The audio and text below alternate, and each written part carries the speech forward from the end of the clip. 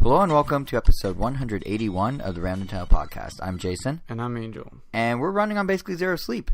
It's the day after Comic-Con. We got back at, 11:30 last night? Something like that? Some late hour. Yeah, and it's basically been a full day of work, and now here we are recording this. But I guess that's just the fast and frenzied life you choose to live when you attend San Diego Comic-Con, which is what we did. So here we are, episode 181, which we're appropriately calling the Mighty Comic-Con. And we're ready to tell you all about the convention, plus discuss news from beyond the show floor, including Nintendo's intentions of releasing upwards of 30, like I said, no sleep, but their intentions of releasing upwards of 30 games on the eShop per week. We're going to analyze that crazy goal. Sounds horrible. Right? We're going to discuss game announcements like Warframe and more, so there are timestamps over at ramtown.com as always, or if you're listening to this on our YouTube channel at ramnintendo.com, you can just look below the video and click to the specific games you're curious about. But with all that said, hopefully my sentences are clearer than it was a second ago, even though I'm on no sleep, because of Comic-Con. So how was your Comic-Con? I mean, we were there together, but we were also not together because, it's hard when you're at a convention to do the same stuff. You don't want to, really. Like, you want to do your own thing and find your own thing. So how's your Comic-Con? I found the best way to describe it was I was never really wowed, but I was very satisfied. So that's good. Yeah, I don't think it was the best year we've ever had, but it was a solid one for sure. It was more laid back in a lot of ways, I feel like. Yeah, I mean, honestly, I was hoping for a laid back Comic-Con. I didn't want as weird as it sounds, I was hoping there weren't a lot of things that I was excited for, in the sense that things that would require me to get up at 4 or 5 in the morning to make line just to make sure I get this thing that if I knew I missed, I would hate myself. But luckily, there was nothing like that. So, and yet, we still got so little sleep. At least I did. I'm on 4 hours a night for the past 5-6 days. I don't know. I feel like I was fine. Yeah, well. Even though we went to sleep sometimes at 2 and woke up at 7, that's only 5 hours. Oh, no wonder. I went to sleep at 3 and woke up at 6:30, so there's the difference. But, the show, it was, I mean, what were some, do you have any highlights among the laid-back, nothing wowed you world that you lived these past few days?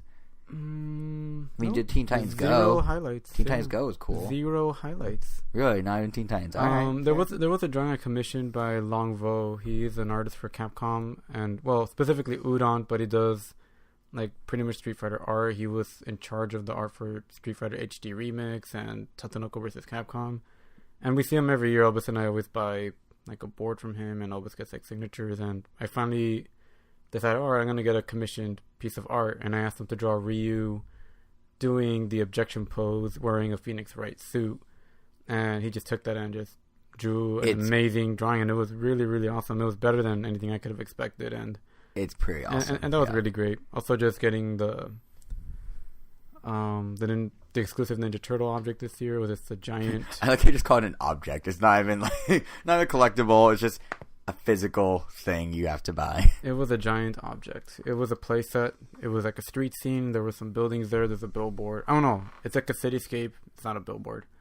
But no, you can put your action figures there. They go well with the live action movie turtles that I also got along with that display set, which are, I guess, the 7-inch versions of the, I don't even know how tall they are, quarter scale. They're 2 feet tall. Essentially, you could buy the 2 feet tall ones in store. NECA, the company that made them, isn't legally allowed to sell the smaller scale toys in store, so they have to sell them through Comic-Con. And they all sold out within a day. So I was happy I was able to get that. I bought basically nothing. Actually, no, I take that back. You turned me on to a really awesome thing in some random booth. I don't even know who makes it. It is the Yoshi coin from Super Mario World that you find in each level. But it's a pin of it. And it's really cool and really shiny. It is really nice. That is cool. I bought a couple enamel pins this year, and that one's definitely it looks straight out of the game. It is super cool. Mm-hmm. I'll probably, by the time this is up or after, I'll probably have it on my Twitter, a picture of it for anyone that's curious. Actually, if they want to see your commissioned art, it's on your Twitter. So, to those listening. Is it on my Twitter? Yeah, you tweeted it. I saw it. It's at WEIRO_R for those who want to see that. It's worth having people check that out. It looks awesome. No, for some reason I thought because I thought I only put it on my Instagram. Oh, maybe. But well, that's the same name. Yeah. So, either way. But yeah, I think for me, highlights, generally speaking, a lot of Conan stuff that I did because I've become a Brian nerd. For those who don't know listening, I got his autograph. I sort of got to meet him very briefly. Went to a taping, went to a comedy show, and then got to do Hall H, which is the big panel hall that a lot of people that don't go to Comic-Con maybe don't know, but when DC, when Marvel, when Star Wars, when any of those things show up, they take over the 6,000 seat hall and just bring out all the cast of everything, and usually people camp out overnight for it. This year, to the point of it not being a WoW year, a little more low key. Like me and a friend, we went and did Venom, Spider-Man Into the Spider-Verse, which looks super cool, not just animation wise, but like they're keeping the meta humor that Chris Miller and Phil Lord do from like 21 Jump Street and Lego Movie and all that, but then kind of merging it with this awesome art style. So that's cool. And then also Bumblebee, the new Transformers spinoff, which looks kind of like it's like Kirby Fully Loaded, but with a robot, and it seems way better because it also has explosions. So that's that. But no, it was a fun year. I think the one thing that probably was not on either of our highlight lists, though, unfortunately, was Nintendo. Like this year they had a big focus on family-friendly Nintendo. Like the lounge that they do every year. In the neighboring hotel, they have a lounge called the Nintendo Gaming Lounge. They have basically their E3 lineup plopped into this ballroom. And this year, they renamed it to the Nintendo Switch Family Lounge, which should have been a red flag, but wasn't. And we went and stood in line for, I don't know what, hour and a half?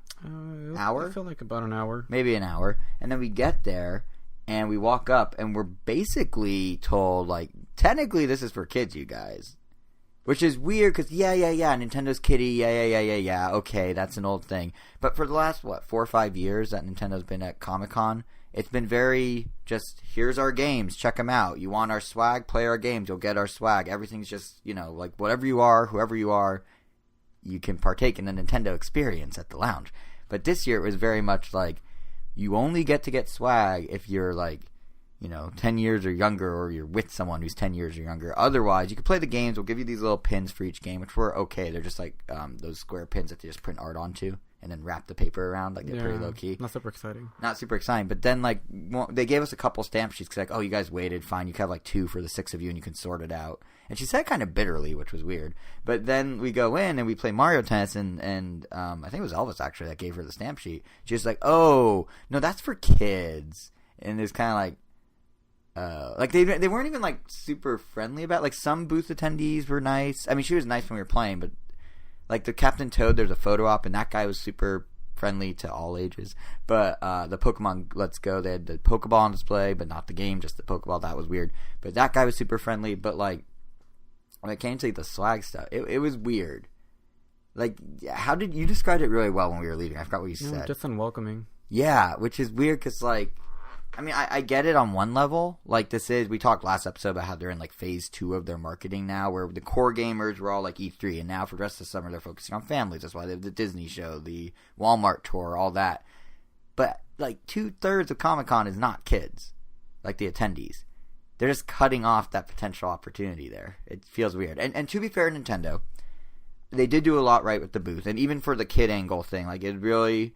cool that they had like a nice big Labo area so kids can try out Labo and build stuff. That was kind of neat. They they had a Smash section within the booth, which was a whole separate line, and that was normal Nintendo. Anyone's welcome, anyone can play. Yeah, it's funny because that section was, I guess, separated with one of those line making ropes, just a line rope. Mm-hmm. And if you go in there, like they essentially expected all the older people to just be over there. They're like, all right, let's just corral them over here, let them play the Smash Brothers, and be on their way. But then it was kind of conflicting because then they had the big stage for the Smash tournament, which, by the way, was teens only. Okay. They had a big stage for that. They were clearly intimidated by the super long line for Super Smash Brothers 4 when they had a tournament for that on 3DS. Oh, yeah. Because that one was... That was what, 2013? 14? That one was incredibly positively received, but, I guess they just wanted... just teens. Yeah, they clearly didn't want to have a line out the door and have it look like the hottest thing at the show, clearly. No, to be fair, I would not have entered the tournament if they had one this year. Well, you won a medal at E3, why would you? Yeah, exactly. But no, it was weird because like they had the tournament stage also in go the against kids a low-key section. Well, that too, yeah. But they had it in the kids section, so it was already kind of confusing.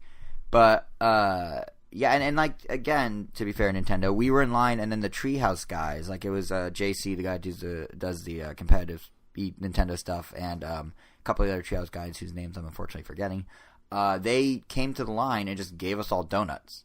So like they were welcome, like they were like, oh yeah, Nintendo fans, great. But then when you got to the front door, it's like, but not that type of Nintendo fan. Sorry, I mean you could come in, but we don't really want you. But whatever. It was strange. Like, it was just kind of strange. I don't know. I mean, and it was actually really nicely set up this year. It's probably the best lit it's been any. I don't mean lit like the cool. I mean like actually like the lighting in the room was actually good for once. Like, you could actually take photos in there. It used to always be horrible. I think my favorite setup though was one of these where it was dark and they had a platform that you could climb up. Yes, there in the middle. Just so you can use the 3DS's camera, just so you could activate the QR codes so that you. Yeah, they had them printed on the floor on the carpet. So you could see a giant Kirby, a giant Link, a giant whatever it was, Mario. Yeah, that was super cool. But yeah, this year they brought in some of the props from E3. They had they made like custom like big lit up signs for each game. So like they did some. They had the Pokemon Let's Go photo ops from E3 as well. So like there was stuff, but just I don't know. It was weird.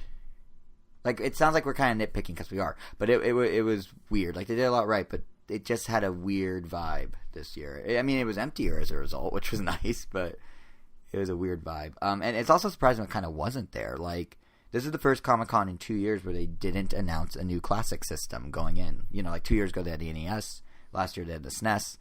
This year, N64 seemed like it would be the go-to, but, well, nothing announced at all. They also didn't even reveal their plans until like the day before. Yeah, like we didn't know. It sucked for me because I was trying to prep the podcast before we went down there, banner and all, and I wanted to make the banner based on games we were going to end up playing down there. And then I'm like, oh, cool. I don't know what it is until 12 hours before I drive there. That's sweet. But I mean that's an us problem more than anything else. But I was surprised they didn't have an N64 classic at all. I mean, I guess I'm not that surprised now I think about it because the NES is still in production, and they've promised it's going to run through the end of the year now.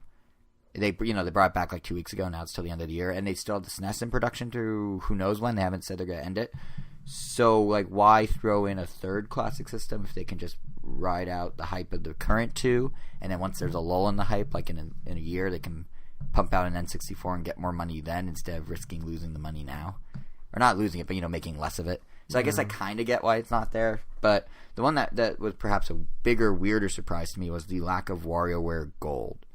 Now, I understand it's a 3DS game, and we're talking about the Nintendo Switch Family Lounge, but the game's out in 2 weeks.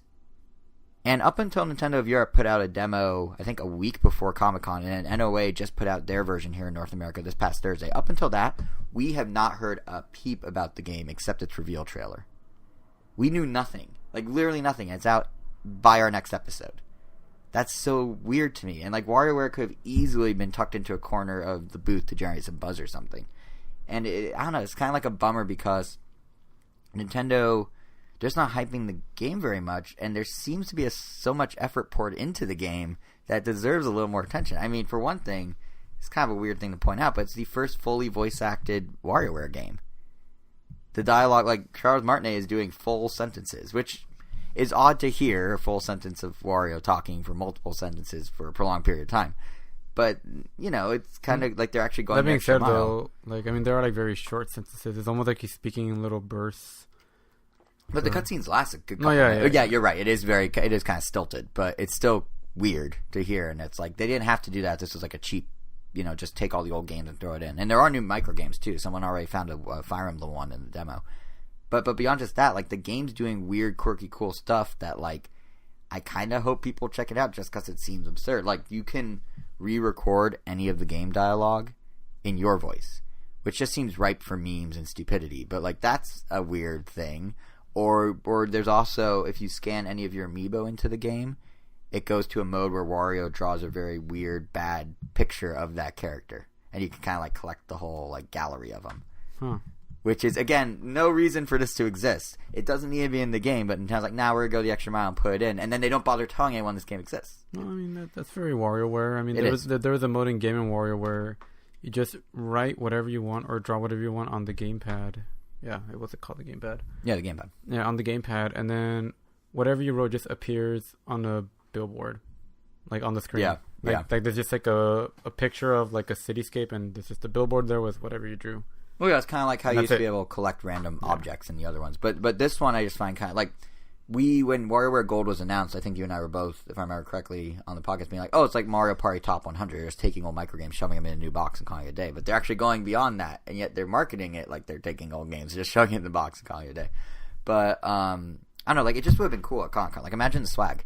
They could have had, like, WarioWare character business cards that they gave out, or, like, little squishy onions, or, like, Wario mustaches like they did for Mario and Luigi a few years ago. There's so much potential with this, and they just squandered all of it. It's weird. But whatever. I guess we should discuss what we did get to play at Con, because there's some. I mean, both of us went back and played Smash some more. Smash Ultimate. Yeah, I did go back and play Smash 4. You got to do Smash 4? You did both, yeah. We'll get to that in a sec, actually. But unless you want to talk about it now. Do you want to talk about the tournament? If you want. Do I want to? Do you want to? Sure. It'll be quick. So every year I go and enter a Smash 4 tournament at Comic-Con. This one, they've already said that it will be the last one because next year will be Smash Ultimate.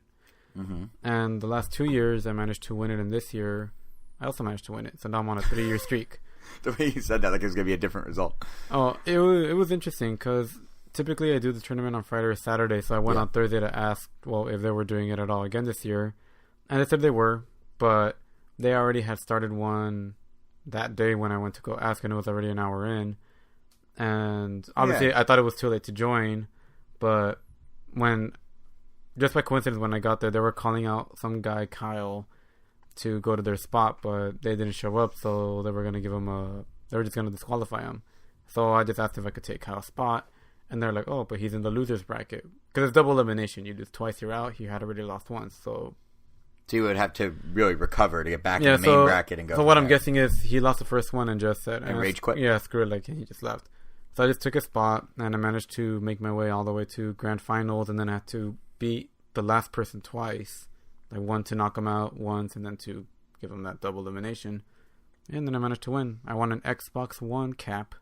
Because that makes sense. And a Pacific Rim Uprising t-shirt. Because that makes sense. The Pacific Rim's like, okay, fine, Comic-Con, but the Xbox cap, I know Microsoft is the guys that foot the bill of the Comic-Con tournaments, but, like, that's almost weirder than getting an Xbox game for winning a Smash tournament like you did. Well, I mean, Microsoft sponsors these tournaments, so they're all going to be Microsoft themed for the most part. And I mean, it's even surprising that Nintendo, that they put Smash Bros. There at all. I mean, that's the only other game that isn't on an Xbox. They have Call of Duty, they have Marvel vs. Capcom Infinite, Street Fighter, all being run on Xbox Ones, and then you just have Smash Bros. There. Well, now it's not so weird because they're all buddy-buddy. A year ago it was weirder. Yeah. Well, I mean, I guess it was weird the last 2 years. Yeah. But at the same time, it's also like, it's one of the most popular tournament games out there. So if they really want to draw people, of course they're going to have it. And for Xbox, it builds the Xbox brand a bit because you have an Xbox hat now. You're talking about Xbox for the last couple of minutes, so there you go. But what was I going to say? Yeah, so next year you're doing Ultimate, they've confirmed? Yeah. That makes sense. I'm actually curious, speaking of all that, and tournaments and Ultimate. Sakurai's been saying things lately. Have you been following what Sakurai's been saying lately? I want to say I have, but I could have missed anything that he said while we were at Comic-Con. Yeah, so I'm just curious about your thoughts on this. So to fill, I guess, you in fully and those listening, Masahiro Sakurai, the head of Super Smash Bros., he did an interview with the Washington Post, the Washington Post, and he kind of dismisses the idea of focusing on technicality of games. It's weird. Like he starts by saying that people playing for money don't line up with what he believes is Nintendo's philosophy for games. Like, I'm just going to read the quote. He says, I feel like a game, at the end of the day, is about playing the game. But if we focus too much on the top-level players or the audience, then the game skews a little bit too much on the technical side. It comes to a point where they're playing the game for the money, and I feel that kind of distraction doesn't coincide with Nintendo's view of what games should be. He then elaborates, specifically about complex inputs and the technicality that comes with it actually hurting games, saying, again, I'm just going to read the quote, I think a lot of Melee players love Melee, but at the same time, I think a lot of players, on the other hand, gave up on Melee because it's too technical, because they can't keep up with it, and I know that there are players who get tendinitis from playing and messing with the controller so much. That really is hard on the player, and I feel like a game should really focus on what the target audience is. Is it, to me, a little odd? Is he generalizing a bit much here? Like, it's a little weird to hear the head of Smash Bros. Kind of dismissing, like, a chunk of the audience of Smash Bros, isn't it? Or am I thinking too much into this, reading too much into this? Maybe. Because, like on one level, I get it. I mean, it sounds like he just overall thinks that, I don't know. Yeah, I mean, on one level, he's basically saying... Don't get too competitive? I don't really know. Like, so I think what he's... The way I interpret it is on, like, some level, he's saying a small subset of people who play Smash shouldn't necessarily determine how Smash games are made. That's like what the first quote's kind of about. Like, I get that because he's like, we need to focus on the broader audience, sure. But it just seems odd that he like has this either or mentality when he's like, well, it's either a technical game or it's not. Like, that's what makes it fun. It's either it's this or it's that. Like, I don't play competitive, right? I play probably how Sakurai envisioned me playing Smash Brothers with friends for fun, maybe kind of casually as a party game. But to say that people who play for money aren't enjoying themselves while doing it, that's weird. That's like saying no pro athlete enjoys playing their game while making money while playing their sport. It's the reason they do that, and it's also the reason a lot of people... I mean... It's just a weird comment. Part of it is... I don't know, it's weird. I mean, like, the best player in the world that retired already, Zero, he's been quoted as saying things like, after his retirement, he said that he probably won't play Smash Brothers, this new one, competitively, unless he can get paid... Unless he can make a living out of it. Right. So, I mean, that's kind of true. Yeah. That kind of goes with what he said. And I'm sure that's the same case with a lot of those professional esports people. But that's only because they love the game so much that they want to make a living out of it. Like it to turn it It's not like something. they're playing it because it's easy money. It's definitely not. Like, but that's sort of what Sakurai is alluding. It's almost like Sakurai's missing the part where, like, in order to make good money out of this, you have to play it a whole ton, which means you really have to love this game. Yeah. So if anything, the people that are playing it just for the money are probably the people that love the game the most and probably who should get probably the most attention. That's what I find so bizarre. Like I was saying, I play it how he thinks people should play it, but I'm not going and playing it 400 hours a month. I'm playing it, you know, an hour or two here or there with friends here at your place or at Comic-Con, where I killed it as Inkling, by the way. But, like, you know what I mean? Because something like, that I'm sure he also, like, just doesn't realize is that the average person doesn't care how technical it is. Like, people, when Melee came out, sure, it was technical. I don't personally like Melee. I don't enjoy playing Melee anymore. But when it was the newest Smash Brothers, I enjoyed, like, the hell out of it. And a lot of people did. Even people that I know don't play competitively, they just enjoyed playing it. They could care less that they didn't know how to wave dash or do a bunch of other, like, advanced stuff, like Samus dash with the morph bar or whatever. But that's the thing, casual players like really don't care like what the game can do. They just want to play as those characters. But the pro players do. So if you cater the game towards the pro players, the casual players won't even know the difference. They'll just be happy that the Smash Brothers game is out. And like so you should cater it to those. And to that point, just yesterday, 2 days ago, Evo put out the numbers for how many people registered for each game to compete in at Evo this year, right? And Melee and Wii U, one game that has all these technical things that are intentional and players are latching onto, one game where Sakurai is aware of that, but it makes the game he wants to make. Same number of competitors, interestingly. There's one person different. Melee has a total of 1,302 people entered to compete. Wii U has 1,303 people entered to compete. For comparison, there's 2,500 people competing in Dragon Ball FireZ, and there's 2,400 people in Street Fighter V. So, like, they're not the top of the tier. But my point is, if there was only one game, they would have been the top. Yeah, that's what I was saying. My point is, if you're saying, no, the Melee players are too technical, I want the Wii U players, you just split your audience. But if you say, I'll make it okay with the Wii U, or the Melee players, but then all the others will follow along because they just don't have to play as technical, you got the number one game. Like, he's literally forking the audience. Now, they claim Ultimate is supposed to be fixing this, right? Like, that's why it's everyone is here. That's why they had both types of players at the Smash Invitational at E3. That's why, like, all of it is very clearly Nintendo trying to merge these audiences so they can be the fighting game. But if Sakurai's going out there and saying, I don't want technical, I don't like technical, that just seems really kind of undercuts it a bit. I don't know. So, since you were talking about the tournament, I just thought it'd be interesting to bring this up now. But it's weird, right? Because, I mean, like, even if you play Smash Ultimate, like, we both went back and played Smash Ultimate at Comic-Con, right? And who'd you play as? Who'd you get to try this time around? Or did you play the same people? Oh, I mean, I pretty much got to play as everybody during E3, so when I played again, I just used Bowser and Ridley. And, I mean, and did you start figuring out little nuances like Ridley and stuff? No, not really. Oh, I mean, okay. Because I started figuring out stuff for Inkling. I feel like I got what I needed the first time around. Like, there wasn't really anything new to discover as Bowser unless I had, like, 30 or more just minutes with the game without items on. Right. Like it's at that point already. Like Bowser, if anything, just felt I felt more comfortable using him since I already got to use him before. Well, you're kind of proving my point because you're saying like, oh, all these technicalities I'm going to learn as I turn off items and start playing this way, and Sakurai's back here going, that's not how I built the game. You're doing it wrong. It's just weird. I don't know. Like I love Sakurai. Like he.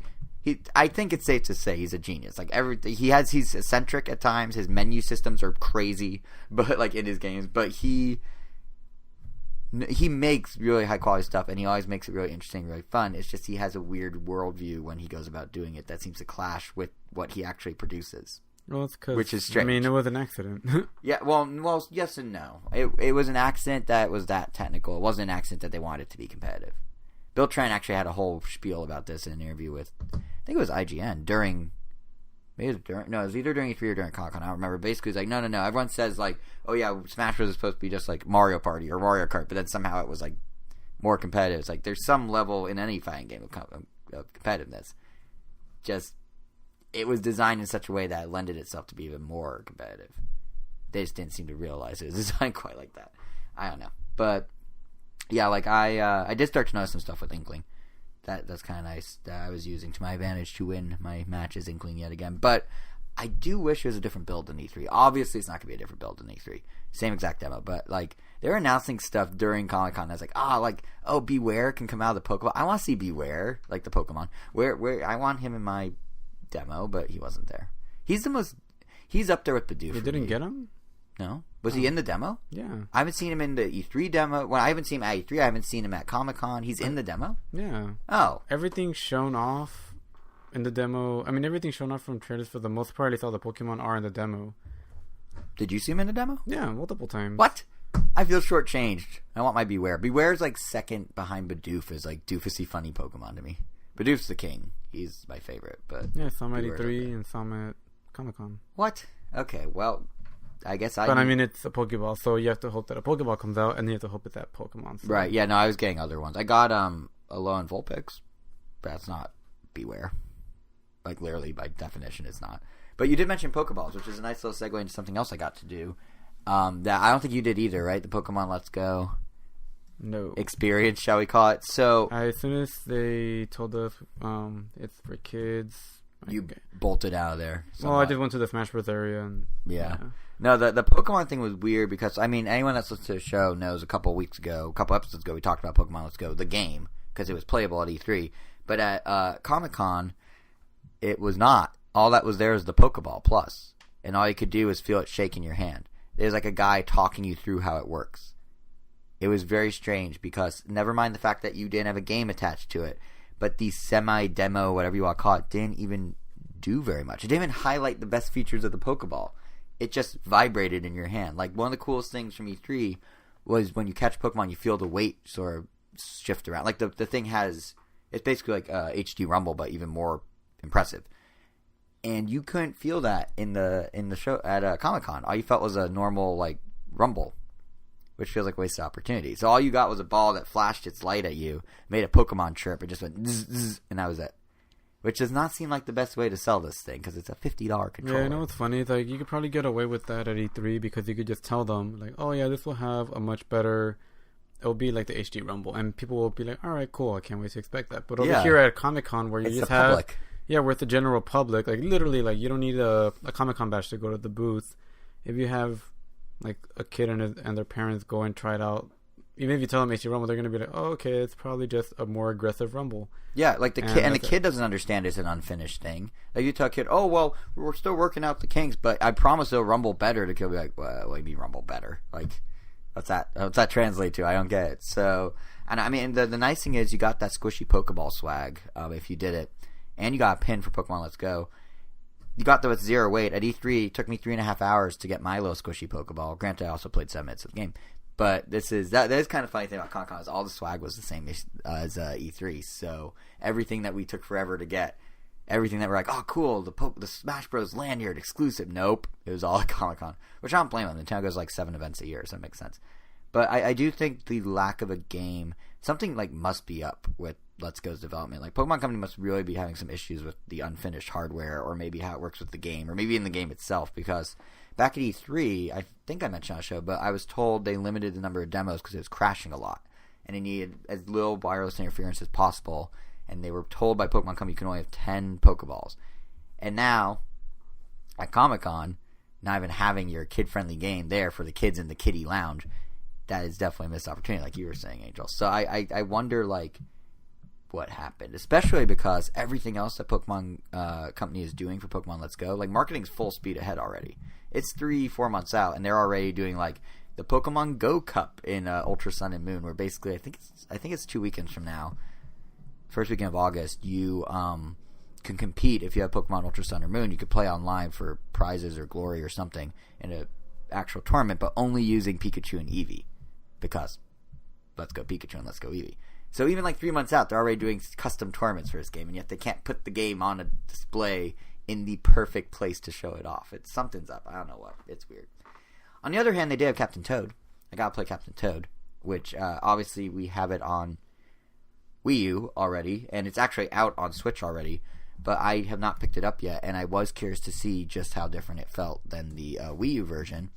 And I'm happy to report that it works pretty well on Switch. Like, I was a little concerned that the pointer controls in lieu of touch to move platforms and stuff would feel a little, I don't know, less good. I don't know why I had that concern, but it feels basically the same. It's fine.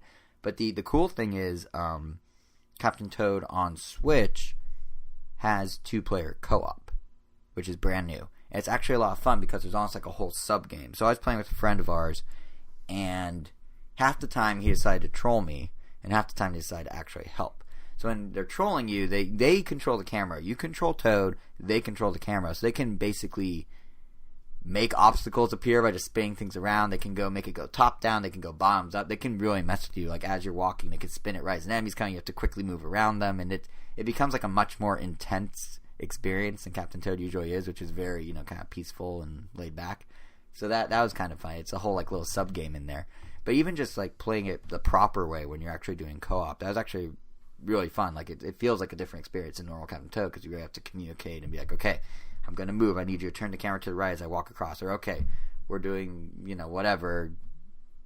Yeah, it's the same basic idea, just worded a different way. But yeah, it was a really, it made it feel like a fresh experience, which is kind of nice. I didn't think it would feel that different just having another guy controlling the camera, but it actually does make a difference. So, do you happen to know if, for whatever reason, if you're playing in handheld mode, if you can just touch things, or does the touchscreen just not respond at all? To be honest, I'm not sure. They only had docked. Anyone that has bought the game, which has been out for like a week now, if you guys want to leave a comment on the blog post and tell us, that'd be great. But yeah, my guess would be yes. But I feel like Nintendo half the time forgets they have a touchscreen on their own system. Like, think of all the games where they have menus that like have big buttons that are perfect for touch, but they still make you pick them with an analog stick.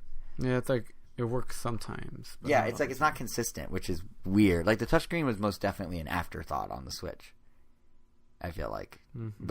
But no, yeah, I have no idea if it does. But the pointers work fine. I imagine it must, actually, because how do you use a pointer when you are in handheld mode? There is no pointer. You need both Joy-Cons stuck in there.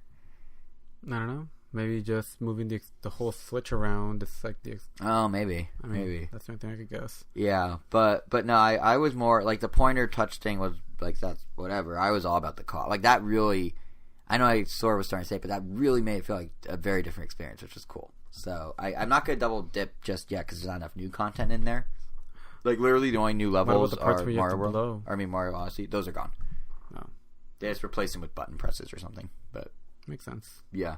But yeah, I was pleasantly surprised. So, if you know what's weird though, the 3DS version of Captain Toad, I don't know if you saw it when they put out the demo. They show the same thing on both screens. I don't know why, but you have two identical screens as you're playing. Oh, that's weird. It's super weird. Like, Captain Toad is being retrofitted in some weird ways. But yeah, so that was kind of cool. And then the only actual new thing that I think we played at Comic-Con was Mega Man 11, which you got the pin.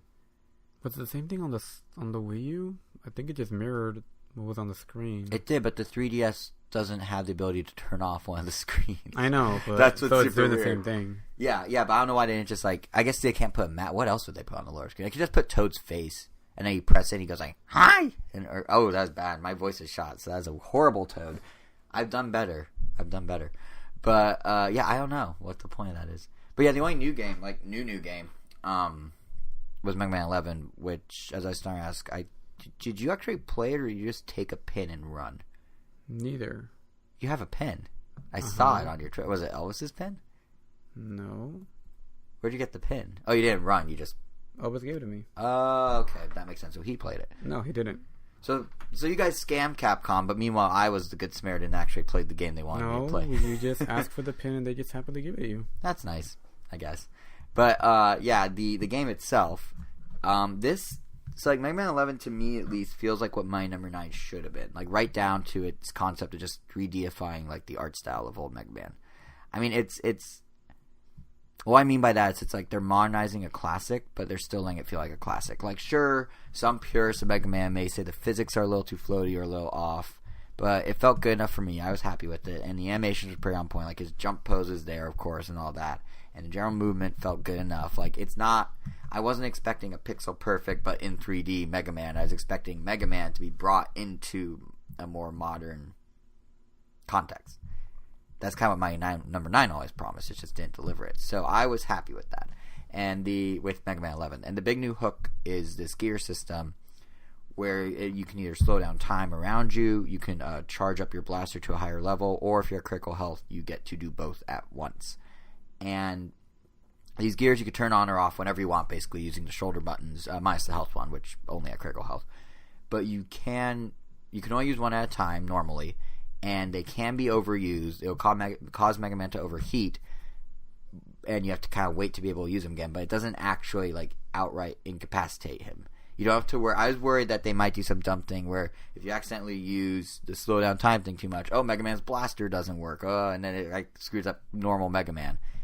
It does not. It doesn't hinder you in any direct way, so it's just like a layer on top of normal Mega Man. It's not actually changing normal Mega Man. It's just an extra little piece to it, which for the most part, like, you can actually go through and play it just as a normal Mega Man like you're used to, which was kind of nice. Like, I mean, some of the bosses, they're definitely easier if you choose to apply the new gears to them. Like, there was a mid-level boss I did where his whole routine is he'd split up into these pieces and then drop down at you from above at a fast rate.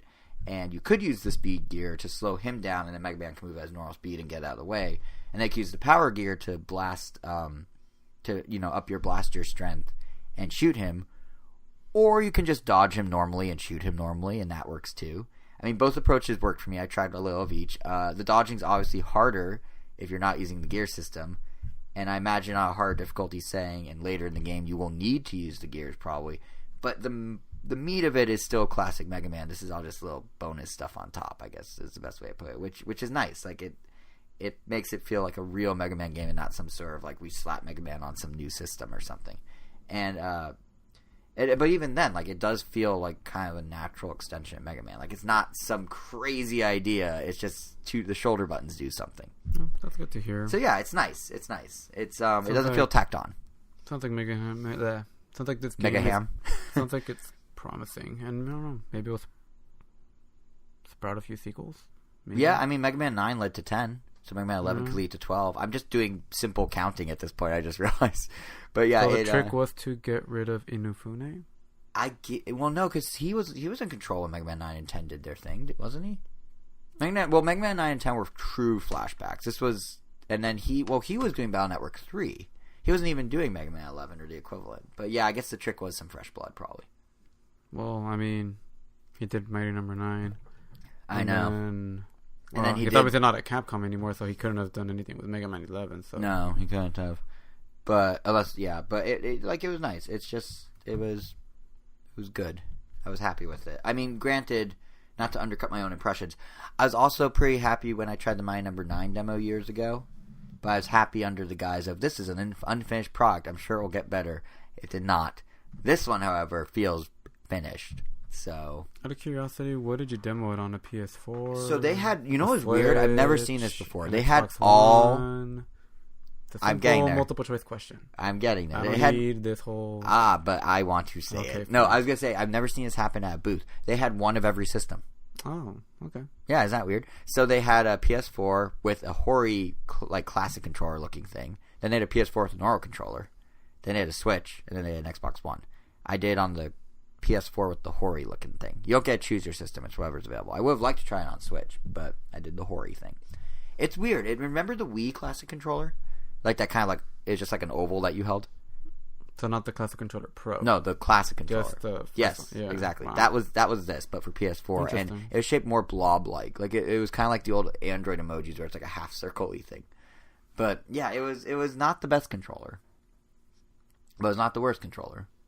It was suitable. But yeah, beyond just like the games that we played though, the games themselves, I feel like I don't know. I feel one thing I noticed is this. And this is probably true of multiple pop culture conventions in general, but it seems like gaming is having a bigger and bigger role in these multimedia events like Comic-Con that it used to, which is nice. Like, gaming's always been there, obviously. We had the gaming lounge for years from Nintendo. That's been a staple. Like, Comic-Con's been name-dropping it in all their stuff year after year. And, you know, there's, of course, a ton of merchandise on the floor. There's some neat Mario Hot Wheels. I don't know if you saw those. Mm-hmm. There was also the mega construct of a life-size Squirtle, Wartortle, and Blastoise against one side of a booth, which was pretty cool. And, you know, that's not even including the fan-made stuff we saw, like that Yoshi coin I mentioned earlier. But like, and actually, even outside the show, stuff was getting announced, weird collaboration, like Moleskine. The guys that make those journals and notebooks, the really classy ones, they're doing a Mario collaboration. They have these super fancy, classy, retro-themed backpacks and books. And they look really nice. Like the Mario World one, like I don't ever need a notebook. I don't write physical things down on physical paper. But like the Mario one's really nice, and I kind of want to buy it. Oh, you should have. The Mario World one, I mean. I still can. It's online. It wasn't at Comic-Con. This just reminded me of it. Oh. But no, what I meant was more broadly in the role, in Comic-Con. I guess I could. Yeah. Maybe I will. But anyway, what I was trying to say is more broadly, like in the role of games themselves at Comic-Con seems to be evolving. Like we're moving forward. It seems like this was the first year, I think ever, that one of the massive banner wraps they put on one of the buildings in downtown San Diego was for a video game. It wasn't for a movie. It wasn't for TV. It was for Tomb Raider and Kingdom Hearts. Yeah, that's the Tomb Raider. Yeah, and they had an offsite event you could go to, like an offsite activation, brand activation, as the marketing guys say, where you could actually go and play the new Tomb Raider. They took over a bar, made it all jungly, and you could then eat exotic bugs. Because why not? And, you know, then separately, like Rocket League, they had a big third anniversary party this year and tournament, too. And at Adult Swim, they had they used their state park, which is an outdoor thing they built behind the convention center. They did a late-night Pool Panic launch party there on a Thursday night. And, like, it's just there's a lot more gamey stuff going on. I mean, Adult Swim, that seemed like a big deal to me because Adult Swim traditionally has one of the better, zanier Comic-Con things every year. Like, one year they brought them... They always do this big thing in the green. It was kind of zany. I mean, the idea was... Yeah. But like, one year they brought... But I guess it was also the most grounded-looking one because it was just a camp.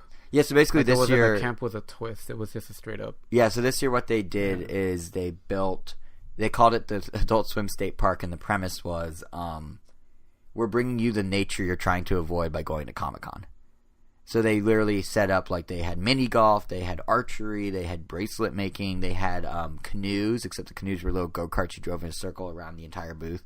They had, like, stage shows. But in past years, they've done weird stuff. Like, they called it On the Green, and they had, like, a giant, what they called the Meatwad Dome. And it was Meatwad from Aqua Teen Hunger Force, except you could go inside him and watch, like, you lay down inside it, and the whole ceiling, this 360 screen, is just Aqua Teen.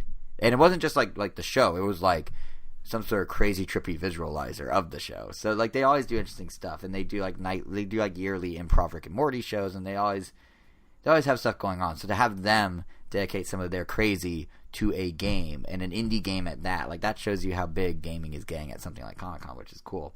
And this was also one of the very rare years that video games headlined Hall H. The biggest panel hall, as I was talking about before, is Hall H. That's where WB, Marvel, all of them debut new trailers. And a video game was in there. I mean, granted, it was a Marvel video game panel, but still, the only other time there's ever been a video game in Hall H in Comic-Con's history was Pokemon Go. And that was 2 weeks after the peak of the Pokemon Go craze. That was 2 weeks after it launched, and they scrambled to put it in Hall H. But besides that, you don't normally have gaming more in Hall H. Niantic panel than a Pokemon Go panel? No, that one was only Pokemon Go. The one they were supposed to do this year and then canceled at the last minute was Pokemon Go and Ingress and probably their Harry Potter game. but then they canceled it. They were supposed to have a big presence at Comic-Con this year, and then literally like the week before they pulled out, and all they did was they had you could catch unknowns around Comic-Con.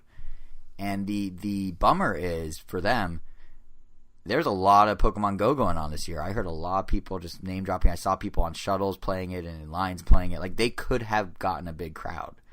It wasn't. I wouldn't say it was as much as we saw the year it came out, because that was nuts. That was the second week of its existence, and it was like peak Pokemon Go. But like this year, the only thing that came close to that much being that prevalent at Comic-Con was probably those bird scooters, which were like everywhere. You could not escape those things. But no, they really missed an opportunity here because there's a lot of people. But oh well, it's on them. Oh, indeed.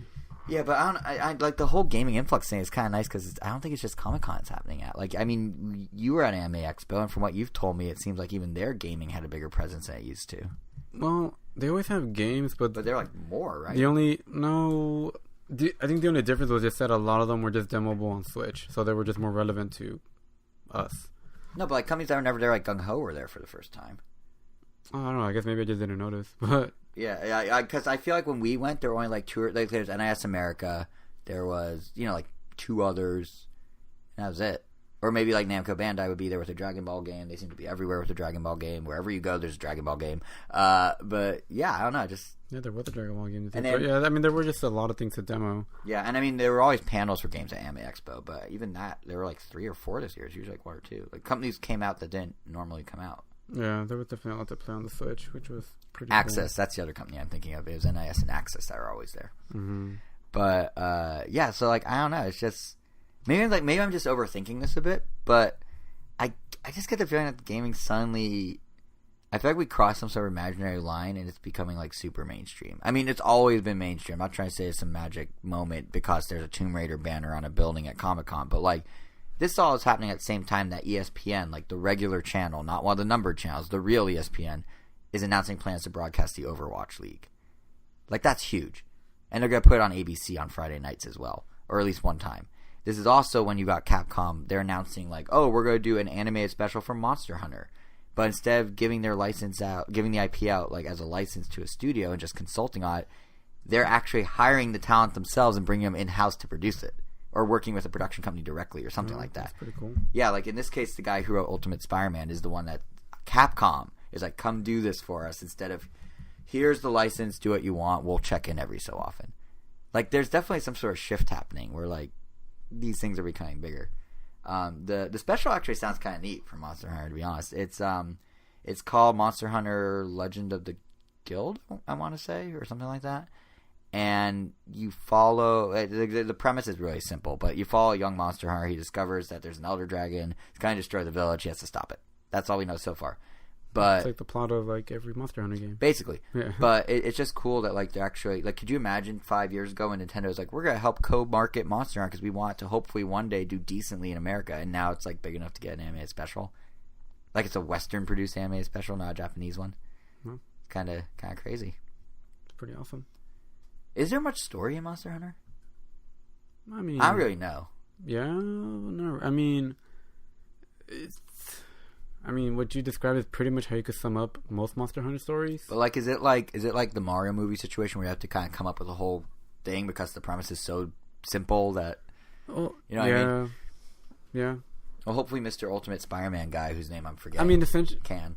Well, I mean, for one thing, when you're playing Monster Hunter, like, I mean, you have those just broad objectives, like, oh, this Elder Dragon is causing mischief or causing earthquakes. Let's go take care of them. Yeah. So, but your character doesn't really have any kind of personality. So obviously, the show would, I don't know, follow up maybe some sort of drama, like, oh, maybe this character is like a rookie or something. He has to like learn the ropes, and he like struggles to do so, and maybe his lack of experience causes a major death early on that he has to like cope with or something. I don't know. I mean, there's a lot they could do. Right. I mean, it's a world that typically doesn't have that kind of characterization, but and they have till 2019 to figure it out. Or there's a lot of tell, don't show. Right. But now they could do. Now they can show and tell. Yeah. Yeah, and it's supposed to be out next year, so they have time. But I assume you're gonna watch it, Mr. Monster Hunter. Maybe. I thought I was gonna watch the Castlevania anime and you still on haven't? Netflix, but I haven't even touched it. Season 2 is coming up in October. I'm still looking forward to looking at it, to checking it out. They just haven't had time. Yeah. I mean, there's been a Monster Hunter anime already. Yeah, but that was more like kid friendly, wasn't it? Is that what Monster Hunter Stories borrowed its look from? There's been 2. Well, I mean, Monster Hunter Stories spawned an anime based on it. Oh, that's what I'm thinking of. But there was another one that was just Monster Hunter. Or maybe it was just a manga. It's been a long time. There's definitely a Monster Hunter manga, though. Well, yeah, in Japan it's been popular for a while. That's partly why Nintendo and Capcom are like, let's make it a thing in America. And then Capcom's like, thanks, Nintendo, and brings World to everything but Switch. But, yeah. The one other thing we should probably say about Comic-Con before I move on is I was saying, oh, it's so big for gaming. But let's be honest. You know what Comic-Con really is? It's one big pop vinyl convention. Like, for anyone who hasn't been to Comic-Con, so many booths have pop vinyls, and I honestly do not get it. Now, to be fair, anyone that is like following me on social media will see I just posted a picture of a pop vinyl, but it's a Conan one. I got it for free, and he signed it. What am I going to do about it? Like yeah. But no, like I don't. Just when you think they saturated their own market, you see that they're still selling out like crazy. So it's like, oh, I guess it's like when's the bubble going to burst? I mean, I don't. Like, why would I want all these different characters to all have the same black voids for eyes and, like, all have square heads and all look kind of same? It just, like, sucks the personality out of everything. Like, I don't quite get it. It literally looks like they took the character and sucked out the personality. Yeah. It's weird. And, like, you'd think the bubble would burst at some point. But there's literally, not only are there booths full of these things, but you go to some of the off-site stuff in Comic-Con. What's your prize? Oh, it's a pop vinyl. Or you go like FYE set up a special Comic-Con store. 80% of the store was just pop vinyls. It was that and Pickle Rick merch. Everyone had Pickle Rick. They were selling Comic-Con exclusive pickles that were branded as Pickle Rick. They were just pickles, but they had Rick and Morty on the front of them. It was ridiculous. But yeah, the pop thing. During Comic-Con, they also announced a Blu-ray, like the Blu-ray version of the Batman the Animated Series, the whole series, like on Does Blu-ray. it come with a pop vinyl? Yeah, it comes with a pop vinyl. Oh, for God's sake. It's like it comes with a bunch of really cool stuff, but then it also has a pop vinyl. Like, listen, I went through my amiibo phase. I get it. Collecting, you get really into it. You went through it too. But, like, why are these the thing that blows up? Like, nothing. If you like them, that's great. I'm not trying to diss you, but I don't know what your amiibo thing. Mine was a phase. Well, yeah, yours definitely was, because it was like you just kind of picked here and there. Yeah. Before they came out, I was like, all right, that's my goal. Get the Smash Bros. Ones, and that's it. That's still a phase. That's just a very organized phase. I mean, a phase is something I feel like when you just kind of come in and out. But you did, because you refused to buy the new ones, even though they're still Smash Bros. So it is a phase. You left it. You left behind the Smash Bros. I'm getting the new characters, not any reason. Oh, see, we last talked about this and you said you weren't. I can play the tape. It's on audio. No, we have it last episode. I said I was probably getting Ridley, but I'm definitely not getting Inkling Girl because she pretty much looks the same. Oh, right. You might have said that. But then you still don't have the full set. Anyway, we're going through the same conversation again. Yeah, okay, maybe yours was less of a phase. But the point still stands that, like, I don't understand what's going on with Pop. Like, I thought they'd be Beanie Babies, but... And, you know, the thing is, when the pop bubble pops... They're a publicly traded company. Beanie Baby wasn't. So, like, that, what else does Funko have? I don't even know. But maybe it won't pop anytime soon because it turns out they just got the Pokemon license. To their credit, they've been doing a lot more than just pop. They do have a ton of other vinyl stuff, but, I mean, they haven't, the BDI thing, they're not the only thing they're doing. That's true. They have the other ones that have a Z at the end that I'm forgetting. I forget what they're called. Yeah, and like honestly, like I have one or two Conan pops from each year, and I do like those. Like it's not like I have one Mr. Robot one. It was a Con exclusive. It was him in the mask, in the like F Society mask, and I was fine with that because it's like, oh, they don't really sell Mr. Robot merch, so this will be what I get, which I guess is a big part of it because a lot of things you can't get merch of normally. Like, they have Captain Crunch character pops. No, yeah, Why? I don't know, but if you love the Crunchberry monster, guess what? You can finally own him. This is your one chance. No, yeah, One thing I do enjoy about Pop is seeing how deep the rabbit hole goes. Oh, it's very deep. It's like... And every year, like, we always find one, like, when we go, like, to... Like, E3... No, actually, this year with Anime Expo, where I think all of a sudden we saw... It was like a random character from Teen Titans Go that came out for one episode, and they had a pop. Yeah. Which, as Jason mentioned earlier, we did go to a screening, and it was really cool. But apparently wasn't a highlight, though, even though you got to see the whole cast and go to the after party. No, it wasn't a highlight. All right, fair. I don't think there's a word for something bigger than a highlight, but... Higher light. It was there you go. Higher light. It was godly. It was oh wow! I saw clearly. I lowballed the description for it when I was asking your highlights. I don't think lowball is low enough for what you did to it, but yeah, there's just like so many pops. Like so many. It seems like they're not going to stop until they've literally made a pop for every character that's ever existed. And here's the problem: they're getting closer. Fortnite just signed on, and more importantly, Pokemon signed on. Are you ready for this? There's 700 of those guys, and you know there's going to be variants. I think there's about 900 now. And there's going to be shiny ones, and there's going to be like Pikachu in a hat, and Surfer Pikachu, and like Brock's. There's going to be hundreds of Pikachu. I mean, you see how many Batman they have? It's ridiculous. I know. Right? I'm a little afraid. Like right now, and that's just like Batman's based on like Batman characters, and they still have like, oh, here's Chrome Batman, all blue Batman, all blah blah blah. Here's Joker Batman. Like, dude, I'm telling you, the Pokemon thing. So Pokemon, it's funny how Pokemon came out because I think Pop was going to do it as a big Comic-Con reveal. It was like, we have Pokemon, and then Target accidentally sold it early. The Pikachu that's out right now is a Target exclusive, Pop Pikachu. So then Pop just put out a tiny little press release. It's literally 2 sentences. It's just like, yeah, we're making a Pikachu and we'll have more to share soon. Yeah, we got Pokemon. Isn't that cool? Yep. And that was it. And we haven't heard anything else about their plans. But they're testing the waters, at least, with the Pikachu. And I'm a little afraid. Because, if they have Pokemon, what's next is Nintendo. It's a short, hop, skip, and a jump to Nintendo. Yeah.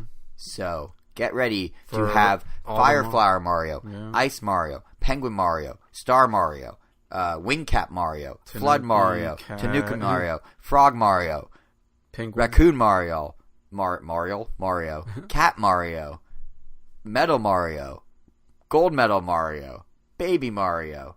I'm at 13 already, and I haven't even done most of them. Now repeat that with Luigi. And now repeat that with Peach, and repeat that with Daisy, and yeah, this is going to be a nightmare. The only way I would see Nintendo not being willing to do it, or the only reason, is because they still do Amiibo, and it will slightly cannibalize. But then again, they have the huge Jack Pacific line, so maybe it won't. And will it cannibalize the Jack Pacific line? I don't know. Like, the World Nintendo thing's huge. Like, they have so many toys for that. How many huge? And a lot of those are Amiibo size. They almost look like should be Amiibos. Yeah, but they just don't have the stand. But honestly, Jack's has some cool ones. Like, I have one on my desk at work. It's like it's an 8-bit Mario, but it has like a metallic thing to it to be like Star Mario. It's like slightly rainbow tie-dyed if you move it in the light. It's like they do some cool stuff that's different. But yeah, like, get ready if Nintendo's, and I think Nintendo's probably gonna get it. It's getting close because back at E3, Reggie told IGN in an interview that Nintendo is open to major new partnerships. He was talking about it in the context of movies and theme parks and stuff. He's saying anything that seems like a major opportunity, they're willing to do. Gesundheit. And Pop would certainly fit the bill, considering it's one of the hottest collectibles around, even though I don't know why. I mean, why it's a collectible, not why it's the hottest. Why it would one fit for the bill. Everybody. There is for anime lovers. Like, literally, one of the exclusives at Comic-Con the ones that bother me. Yeah. The most are mainly the ones based on like real life people, because those end up just looking the same. Yep. Like, at least with the hair is the only thing that's different. Yeah, like usually the hair, usually like some of the clothes, but a lot of them like they don't even they can't look like their actor counterparts. It's just a generic face, square-jawed box head. Yeah, like just wearing like maybe some recognizable clothing, but if they're not, it's like, oh. But those are usually the ones that become exclusives because they're probably the easiest for Funko to make molds of. Oh, yeah. So, like, at Comic-Con, one of the big exclusives this year was the Ron Swanson in cornrows Pop vinyl, which, to be clear, is a 5-minute gag in one episode of Parks and Rec. And he had his own vinyl Pop figure. And people were going nuts for it. I was chatting with someone in line. They were, like, all about it, which was, like, great. That's awesome. But, man, this bubble's never got better. And now I think Nintendo's almost there, but Pokemon is. But, yeah, believe it or not, not everything that happened since our last episode has been at Comic-Con. And not everything at Comic-Con was Pop Finals, to be fair. It was a fun show, and there's more than Pop. There are video games, there are movies, there are TV. Like, I enjoyed Comic-Con. I assume you did. We could say that. Yeah. I mean, if you've never been, even if you can't get a badge, there's so much stuff going around, like, around outside the convention, the off-site stuff. Like, we did a really cool South Park escape room. There was a cool DC Universe thing where I got to wear a Arkham Asylum jumpsuit and just smash things with a baseball bat in a prison cell. That was a thing. Yeah, there's like a lot of cool stuff. So if you're ever in or around San Diego around July, check it out. At least for today, it's worth it. But beyond Comic-Con, things have been happening. In fact, there's been a fair amount of news outside the convention itself, particularly when it comes to new game reveals. And the biggest thing, I think, or not biggest thing, but perhaps bigger than the game reveals themselves is, we'll get to the games in a bit, but it's what Nintendo's goals are for those games. So when Nintendo's official translation of its shareholder Q&A came out, this was shortly after our last episode, there was a nugget of information on there that kind of jumped out at me. And that is that Nintendo wants to release 20 to 30 indie games per week on the eShop. 20 to 30 every single week. Well, this in the beginning. That's horrible. Yeah, so this goal was stated by a senior executive at Nintendo. His official title is Senior Executive Officer, and his name is Susumu Tanaka. And we don't say his name very much on the show, but he's a very key part of Nintendo. So the CEO. No, he's not the CEO. He's like the Senior Executive Officer? That's an S. Oh, SEO. I know, it's the Comic-Con, we're tired, I know. It's SEO, yeah. Which is also how you rank higher on Google. So this man is literally a Google algorithm, is what I'm guessing. But no, he's been in Nintendo since 1978. He does a lot of the business side stuff. So this comment of 20 to 30 games, the reason I'm saying all of this background, it's not a throwaway comment. It's something with real weight behind it, and something Nintendo's actually going to be trying to do. And to Tanaka's credit, like, the intentions are of course good. He cites how so many indies have sold over 1 million games on Switch. He talked about how Nintendo's ready to assist in any way necessary to facilitate things like crossplay. So again, all good things for a vibrant lineup. He wants there to be a vibrant lineup. But yeah, I don't know if 20 or 30 games, like that's a lot to sustain over a long period of time. I mean, lately the eShop we've been seeing about 20 games a week. But I mean, how many of those can you name? There's about between 18 and 24, let's say, on a given week of the eShop right now on the Switch. I can't name more than 1 or 2 in any given week. And even then, I don't even know every week to week. Sometimes there's gaps. I just don't know what the games are. Right? Like, can you just off the top of your head be like, oh, yeah, last week was like... I don't know. Pocket Fighters came out not that long before... Pocket Fighter came out July 12th. Not that long before... It's been 2 weeks. You're missing 40 games already. I was going to say not that long before Comic-Con, so... Yeah, it was July 12th. Yeah, Octopath Traveler came out, I know that. But it's just like... I guess my point is, like, even... Like, there's no way. There's no way this makes sense. Like, even Tanaka's comment had, like, a weird qualifier where he sort of admits that, okay, yeah, this is crazy. Because he said, and I quote, "We definitely expect to see some great games among them." That's kind of a weird thing to say. Yeah. It's like, oh, okay. So here's the real concern, right? Like, right now...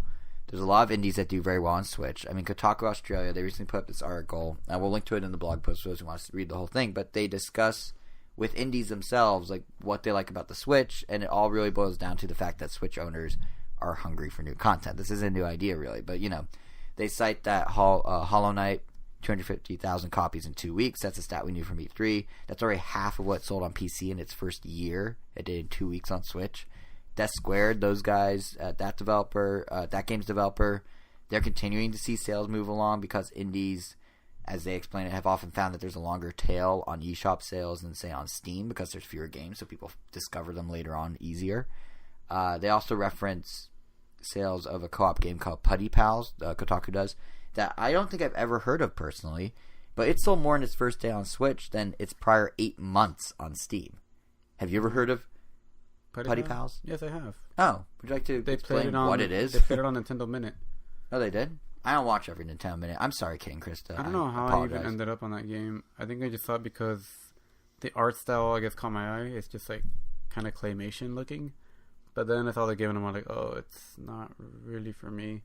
So that's how it sold 8 times, or sold more on Switch than 8 months worth of Steam. I mean, it's not a bad game. It's a co-op game. It's just you're pretty much just 2 little pieces of putty. You could turn into a trampoline to help your buddy out to get to higher places. And they could pull you up, vice versa. Use each other to get through obstacles. But the game has a very Kirby level of difficulty kind of look to it. So not easy. Not a bad thing, easy. But. It's like I'd rather put that energy in other games. No, that's totally fair. Not every game's for everyone. Yeah. No, but I'm just pointing out because Kotaku mentioned it as an example of sales going nuts. But the same article also makes a key point, which is that even with these overly positive stats, it's all to some degree because of the lack of clutter on the eShop right now, right? Like, games sell well because people can find them currently. They sell because there's only a finite number of them currently. So if people want something more to play, they have only so many options to choose from. And there will always be games that do well because of word of mouth, even if the eShop gets cleared. Like, developers of a game called Party Golf actually said that the reason for their success was word of mouth.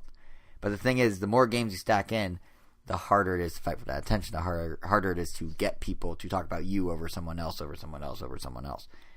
Case in point, when we were down in San Diego, Kotaku, the other Kotaku, American Kotaku, they published an interview with the heads of Dylan's Dead Heat Breakers. And it was Nintendo's own, the Nintendo. Oh, yeah. It was Nintendo's own producer. The guy who works at Nintendo and oversees the outside development of Dylan by the guys at Vanpool, he was the one who, in the interview, lamented how little exposure the game got. He said, and I quote, "What I see personally is that many people are not aware that the game has been released, and I want more people to play this game." The game's out? Exactly. I thought it was still in the works. This is what's funny. You have the director of the game who works at Vanpool. He's going in the interview and being much more diplomatic about this whole idea of word of mouth, and you could spread the word of mouth and it's fine, like our game will do great. But then you have Kensuke Tanabe, the literal dude from Nintendo who should know how this all works. He's the one sitting there describing how his own company isn't getting enough eyeballs on the game or spreading the word. Like, you don't even know, and you host a podcast.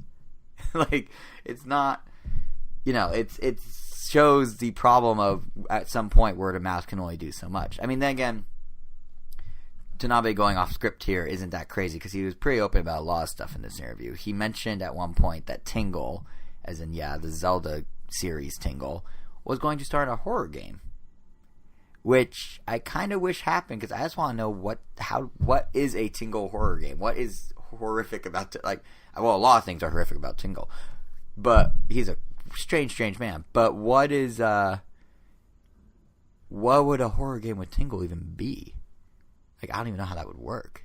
I'm intrigued, but we'll never know. It got canceled 8 years ago. But do you have any ideas what would make a good Tingle horror game? I can't even think of anything. No, and it's just so. That's what's so horrifying about it. Yeah, it's just weird. Yeah. I don't know. But anyway, my point is, this issue of game overload is very real, as evident by Dylan.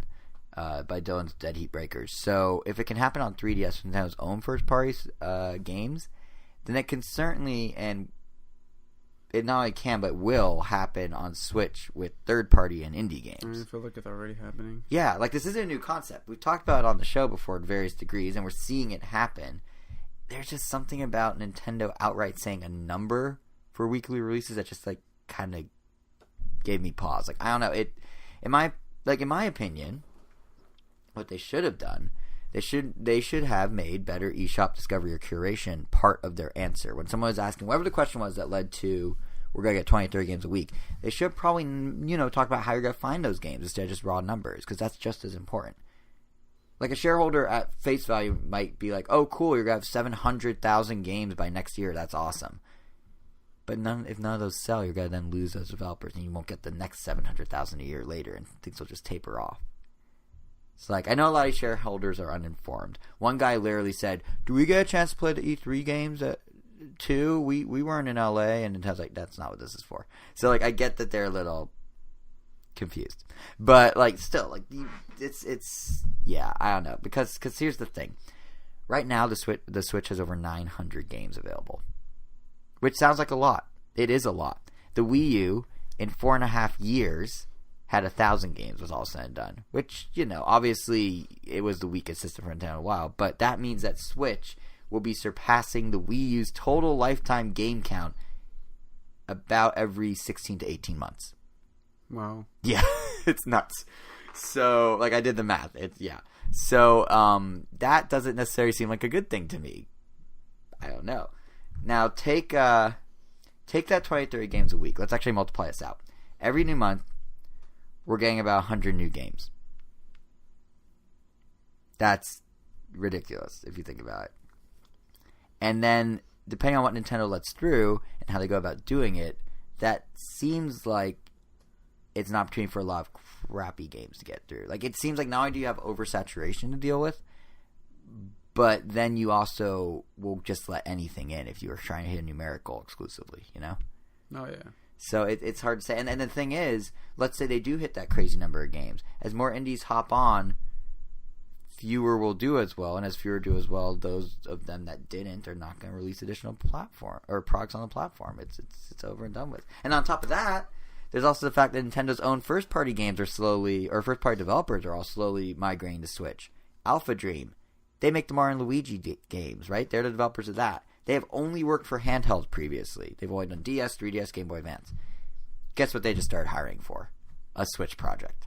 Now imagine every single quirky JRPG that's ever come out on the DS or 3DS. All those developers, where are they going to go next? The Switch. So not only do you have the indies, not only do you have the first-party output, not only do you have the third parties, but now you have all this stuff that used to be sectioned off in another section, in another console, all on top of that. Which is, again, great if that's your genre of choice. But they're talking 20 to 30 indie releases a week, not even including all those other games I just mentioned.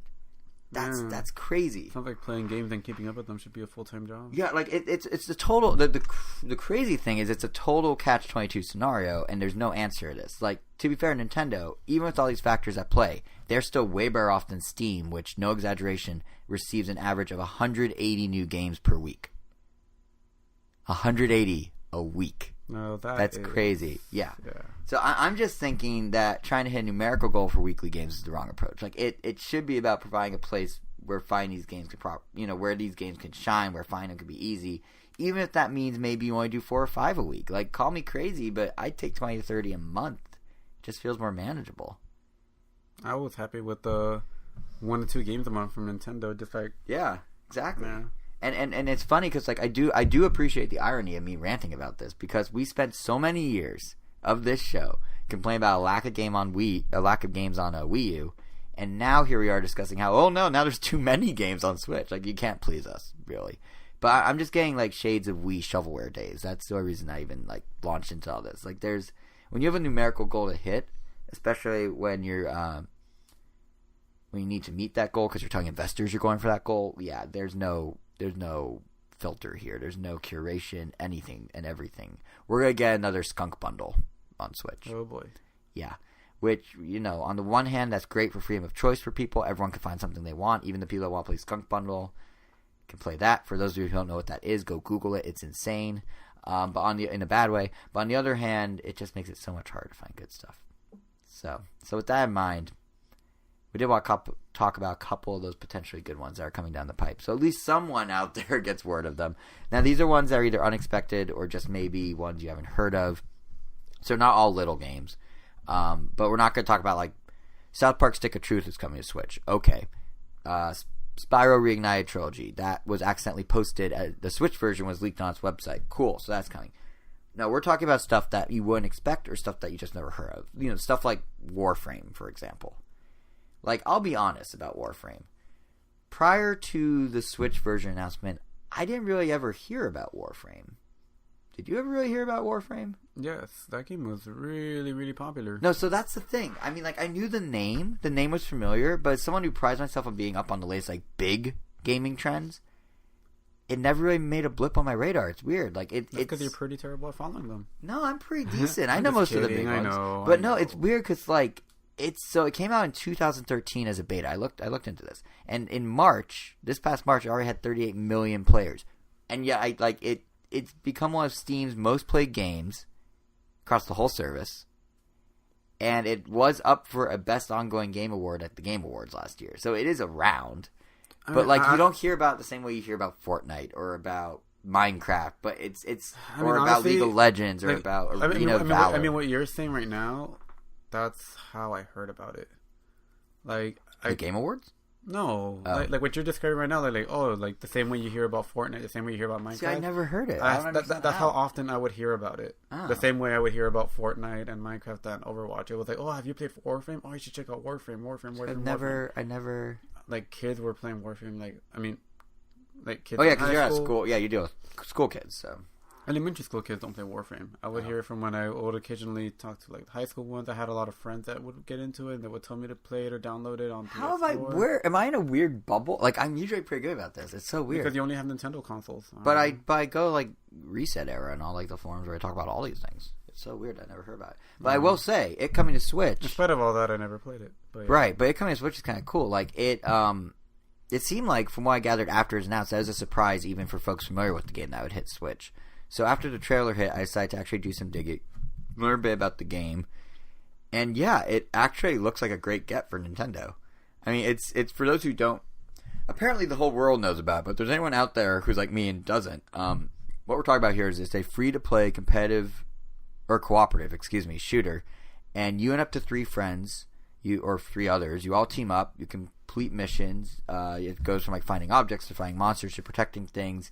It's kind of Monster Hunter-esque, except it's a shooter instead of a Monster Hunter, like instead of a hack and slash. So you have your own strengths, you have your own weaknesses, you have a team and you want to play off them depending on what class you pick. You go on these lengthy missions, they're ranked by difficulty ahead of time. You work together, you each have special skills, and you achieve the goal, and it's very much like any sort of co-op, but I get a very heavy Monster Hunter vibe from the concept of it. But the thing that actually struck me as particularly cool about it is with Warframe, when you pick your abilities, it's not just a typical class system, apparently. You can actually kind of riff on it. You have flexibility to take a preset and then kind of mod it however you want with all these different components, and there's a lot of them. These are what the Warframes themselves are from the game's name, and the developers apparently introduce a new one like every 3 to 5 months, which is a lot of new stuff very frequently. And then there's a competitive mode on top of that if you don't want to work together, and there's it just seems like there's a lot going on in this game. I don't know how I never heard about it. The one downside is there's not a system in place for crossplay, which is a bit ironic given that Fortnite just came to Switch and has it baked in, and that Rocket League actually just got updated the other week to allow you to form teams across platforms for the first time, including on Switch. So Rocket League is not just you can play competitors on the other system, you can now team up and make a room with someone on the other system. But with Warframe, apparently Digital Extremes, their developer, they have not yet put in a system at all to allow any sort of cross-platform multiplayer, let alone the ability to log into your existing Warframe account and then use all that. What they do allow on other platforms, and what they're planning to at least do as a bare minimum on Switch, is you can do a one-time account transfer of your Warframe stuff from the other platform into the Switch version, where it will then live forever. Ooh. Yeah. But that issue aside, like, the game's not out, has no release date, so that issue aside, this just seems like such a perfect fit for Switch. It complements so many other big games on the system. I mean, you got the online angle of Fortnite or Rocket League, you got kind of the thematic and visual feel of Doom and Wolfenstein. It's all very fitting, given that Panic Button, the guys who made Rocket League and Doom and Wolfenstein Switch ports, they are the ones behind Warframe for Switch. So it all comes together. It all makes sense. And this, by the way, was the big third-party game that they were teasing after E3 last month. Warframe was the game. Although apparently they have even more coming down the pipe. They did a Reddit AMA, and when asked if they have Switch projects in the works besides Warframe, they replied with one word: tons. So I guess the guessing game that we were doing when they first announced this after E3 is going to continue. Who knows what other games they have, but they apparently have tons. And, like, is it safe to say now, do you think, that Panic Button's like the premier Switch developer at the moment? I guess so. Like, they're killing it. Like, they really have become the go-to studio for high-quality ports. And, like, I have no reason to doubt that Warframe won't be high-quality, but, like, Rocket League's solid.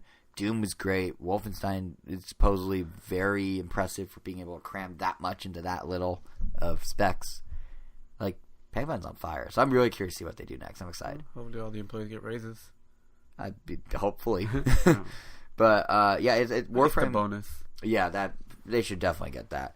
Warframe also kind of highlights one of the upsides of having a massive game lineup on Switch. Like, for all the railing I did against the potential of too many games, which was a lot of railing, one big plus is the fact that if you're a fan of any game, you can pretty easily find similar games to play if you want more of that genre. That's something that we never got to have on Wii U. It's like, oh, you want a horror game? Here's the one Resident Evil you can play on Wii U. But on Switch, you have dozens upon dozens. And this applies to literally every genre. Like, we're seeing it now with Pokemon. A lot of diehard fans are upset that Let's Go is stripped down. I know, like, you have zero interest in Let's Go, right? Yeah, but I understand its place in the world. Well, yeah, but a lot of fans are like, oh, well, I want a real Pokemon game. I don't want to wait till Pokemon RPG in 2019 necessarily, or whatever. And that, they kind of want that to scratch that itch now. And then out of nowhere, all these different games are getting announced that kind of fill that void. So one is, not much to say about, but Yokai Watch 4. they're taking the Yokai Watch from 3DS and basically going full 3D with it. It's kind of the evolution into HD that I think a lot of people probably expected Pokemon to go through, but it never did. But that's all I announced for Japan right now. The other one that's more interesting, although much further out, is a project called Temtem. And to be very upfront about this, Temtem is a Kickstarter project. It's a fully funded one, mind you, but it is Kickstarter nonetheless. And as my number 9 taught us all, it is very easy to get burned by a game that's pitched one way and then turns out to be entirely different. So we usually don't talk about Kickstarter projects for this reason, but this one just, to me at least, sounded really cool, so I wanted to slide in because the promise of Temtem is just... Yeah, that's what I was going to say. It just looks promising. Yeah, like, it's essentially the Pokemon MMO that people have always wanted. You travel around, you catch and battle different types of monsters. I almost said Pokemon. Of monsters, and there's a central story that kind of drives you through the single-player narrative. And then, all the trainers around you are now actual other people, which is cool. It's a very, very cool idea. The game isn't due out till like late 2019 or early 2020 since it only just got its funding, which, by the way, they asked for $73,000. They have over $500,000 last I checked, and that was before Comic-Con that I pulled that number. So basically, because I'm tight. Oh, thank you. You're welcome. But basically, my point is this game might be out after the proper Pokemon RPG on Switch. But hey, you're done with that one and you want something new. Here you go. Especially because I doubt that... Pokemon will make it an MMO. Yeah. No, I seriously doubt they're going to do that, which is great. And not only that, but even if... Let's say even if they did make it an MMO, one huge difference with Temtem is that it has a battle system with no random factors at all. They're trying to make it a little more competitive. So it's still all turn-based and whatnot, like normal Pokemon, but they're taking away evasion, accuracy, critical hits, effect rate for status conditions, all that stuff. In other words, this is literally how developers are describing it. They want it to be competitive.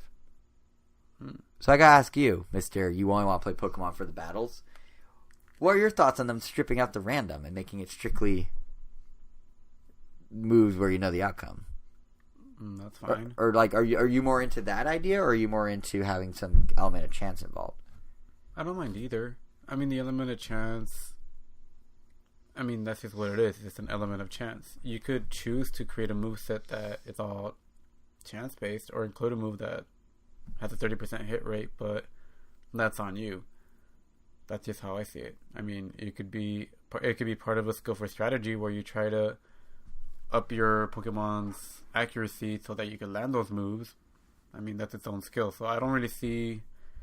I mean, there are ways around it. That's just the thing. I mean, the most random aspect of Pokemon, I feel, is just the critical hit.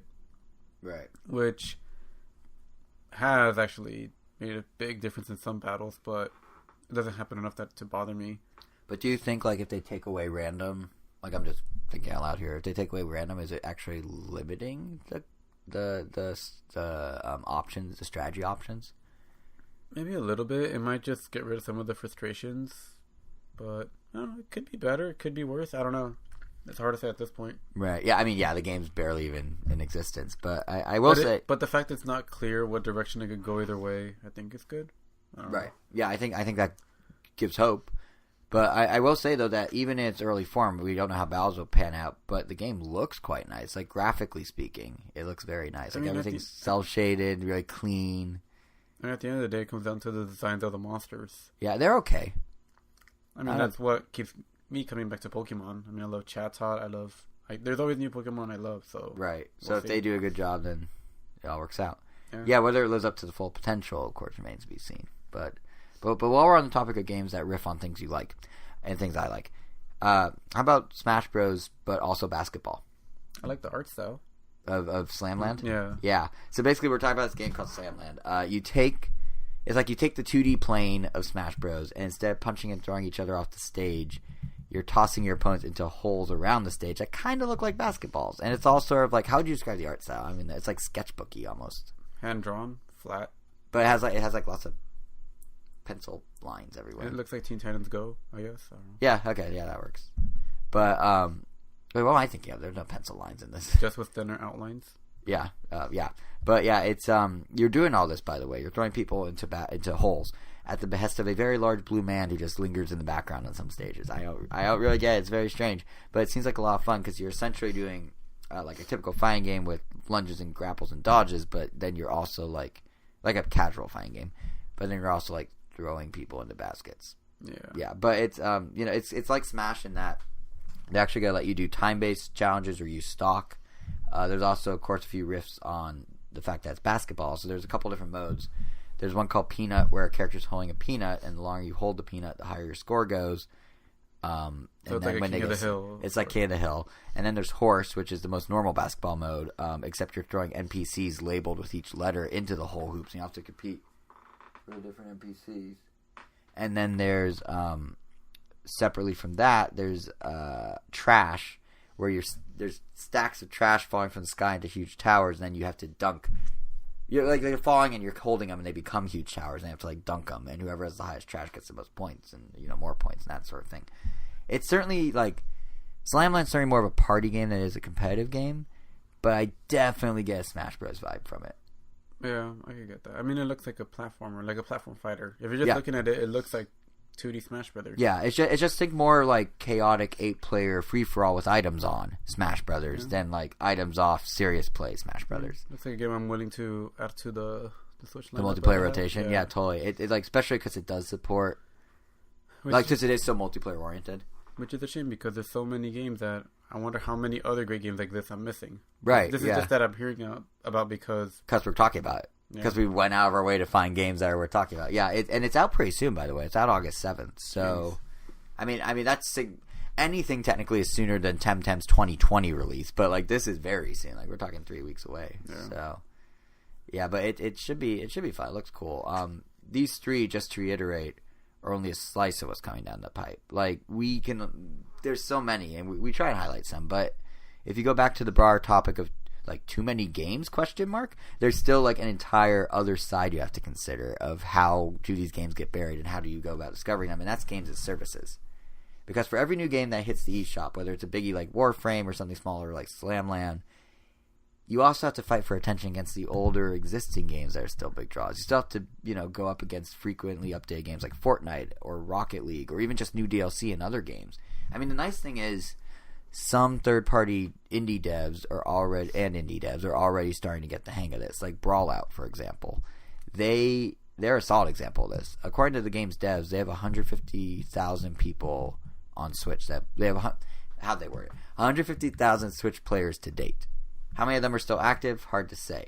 But when your entire game is A, your source of money because you're a small developer, and B, entirely dependent on keeping it as big of a player base as possible, since it's an online fighter and kind of needs it, then you're going to rise above getting lost in the shuffle. You're going to need to keep things going, make it a game as service, do updates.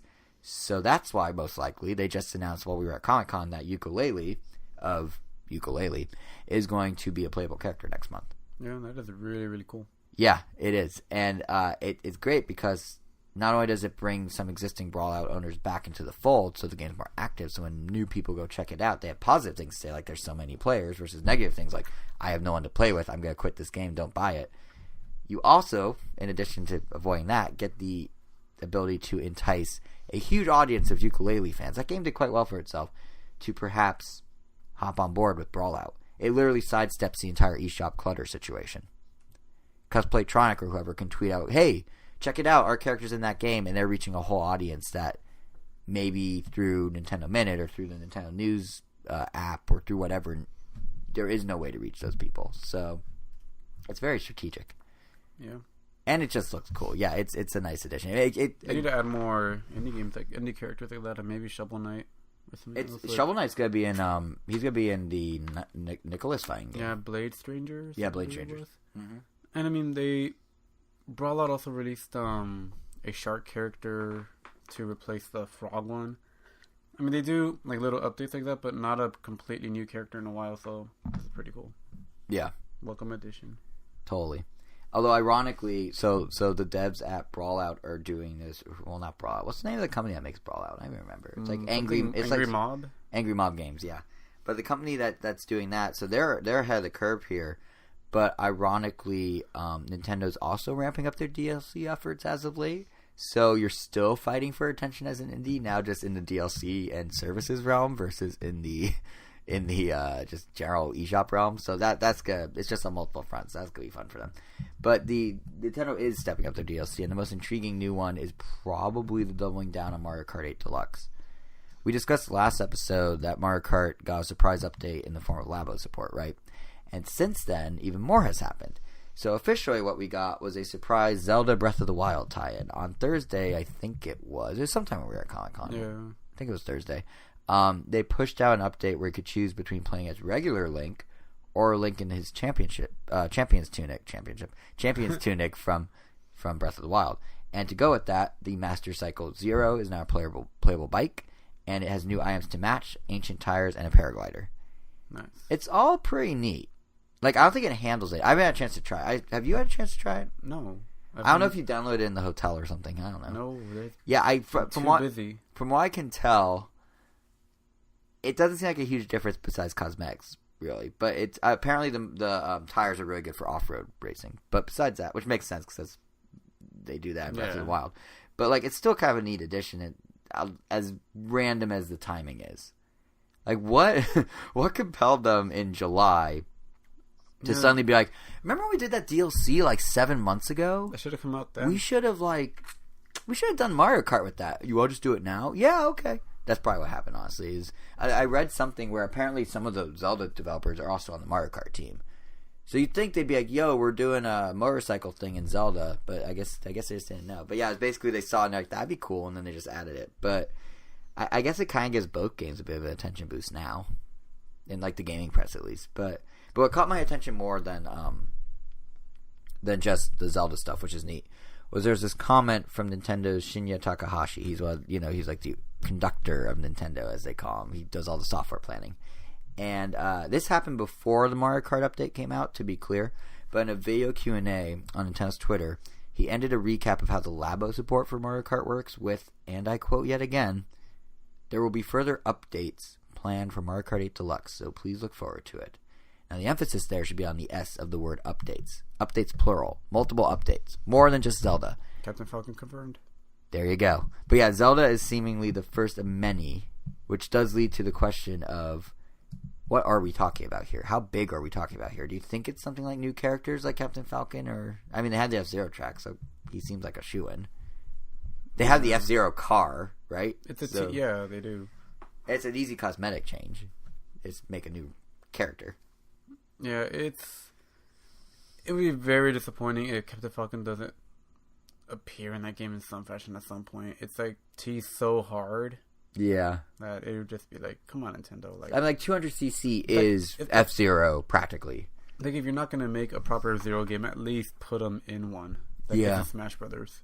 In a racing game of all things. And I mean, and they know there's enough attention for Captain Falcon because they had his helmet at E3 as one of the props for Smash Bros. And then they brought only, I think, 3 or 4 props from E3 to Comic-Con. And one of them was his helmet again. They didn't bring, like, Pit's sword. They didn't bring Mario's hat. They brought Captain Falcon's helmet. So I'm just saying, if that's not a sign, then, like, we might as well just cancel this podcast because clearly we're bad at predicting. No, I have no idea. But Captain Falcon makes sense. But I do wonder if it's going to be even bigger than that because, like, it's not like they could just patch in Labo a second time. So they can't do something equivalent to that. And there's only, like, how many times are just going to casually add a character? I feel like they could. I mean, Labo, I think they showed that you could have pedals, like, working with part of the kit, so it's only a matter of time before you have, like, a full-on, like, Gran Turismo style steering wheel and pedal setup. You're right. They literally could patch in Labo a second time. Yeah. That's true. But, yeah, I mean, what I'm thinking is either, A, something really big down the line, like some sort of connectivity with Mario Kart Tour once it's out on smartphones, or B, perhaps some actual real in-game content, like beyond just a palette swap, beyond just a character model. Because the fact is, at the end of June, when Nintendo put out their financials for, last whenever, Mario Kart 8 Deluxe is the Switch's second best-selling game. It sold 9.22 million copies. That is a very, very ripe opportunity to sell some new DLC. Especially since the last time they did DLC, it was back in the Wii U days. Kirby and some Kirby stages. Yeah. And just make it a Smash Brothers. Like, honestly, they can even just take some retro tracks and make a new retro track bundle. Like, I'd love if they did Mario Kart DS's Waluigi Pinball. That's, like, one of my all-time favorite stages. They're all here. Right? Yeah, they could totally do it. Or, like, Like, listen, Nintendo, Waluigi's very in right now. Like, he's very in right now. He's having a moment. I saw, like, 7 of him at Comic-Con, at least. And I was watching poster editorial about him. This is his time to shine. Do a Waluigi pack. Waluigi pinball. Maybe, like, alternate outfits for his character. Stadium. Waluigi Stadium. Just, like, go all in. I mean, Reggie, back at E3, Reggie sent an interview, I think it was with Waypoint, that Nintendo is aware of this groundswell of support. So what better way to reward those fans, I'm pitching you now, Nintendo, than to give us the Waluigi pack for Mario Kart 8 Deluxe. That's all I'm saying. I'm not even a big Waluigi fan. It's just this is his moment. This is his time to shine. And shine he must. So please, Nintendo, do this. But beyond just Waluigi, I'd also like to see Wario Stadium for Mario Kart 64, which is tricky because there's a different Wario Stadium already in Mario Kart 8. But if they could somehow like do both, that would be great because the 64 one is way better. Just say it's simpler, but it's better because of its simplicity. But yeah, I don't know. Like I think they could also do. So the thing is how long it is. I'm pretty sure they're gonna make it a 2-lap, of course. Maybe. Yeah, they did that with Rainbow Road. Yeah, that's true. And like I actually they made that a 1-lapper. Oh my god. Yeah, they did. That was a bummer. It still bothers me that they did that. Like, why? It was an endurance test. Yeah, it's okay to have super long tracks. Come on, Nintendo. Yeah, like you know what? They should do it as part of the Waluigi pack. Super long tracks go through super long legs. Yeah, easy. But no, I know I was saying like characters would be kind of boring, but in all honesty, you know, it'd actually be kind of cool if they. I mean, Blooper and Chain Chomp, if they could play tennis. Why can't they drive a cart? Yeah.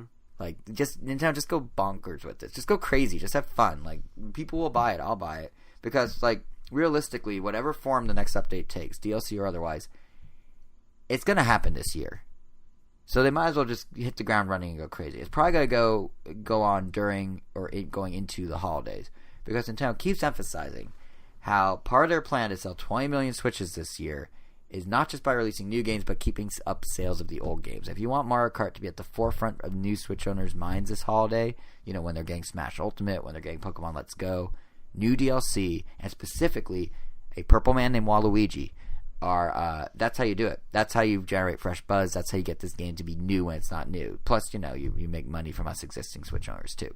So that's my bold prediction is by the end of this year, we are going to have new premium DLC probably for Mario Kart. We'll have DLC, premium maybe less so, but it's a strategy they're already doing. This isn't that absurd of a thing. This is the most safe prediction, the safest prediction I can make, because they're already doing this exact strategy with Kirby Star Allies. I mean, granted that one's free, but on July 27th, the game's second Dream Friends update comes out with new characters to play as, including DeRoach from Kirby Squeak Squad, Dark Meta Knight, and Kirby 64's Adeline and Ribbon, all playable characters. Actually, Adeline and Ribbon is interesting because they're combined. They're a twofer. But the interesting thing about that is Hal's then going one step further, and they're introducing remakes of Kirby 64 to Crystal Shards levels as well. So if you play as Adeline and Ribbon, after you beat the main game, you get to access a whole new map with, as Hal puts it, specially arranged stages from Kirby 64. And all this is free, but it does exactly the same thing as what I was saying Mario Kart could do for Nintendo, which is it gets eyeballs back on Kirby, it puts the game back into the news cycle for the Nintendo and gaming world, and it's just really cool fan service that will get existing owners happy and engaged again. Honestly, the DLC is making me, like, slightly, like... Right? As in from... It's working. As in from zero interest in buying it to 1% interest in buying it. This is my... Right, so like, for you... Like, I'm still not getting it, but... It went up.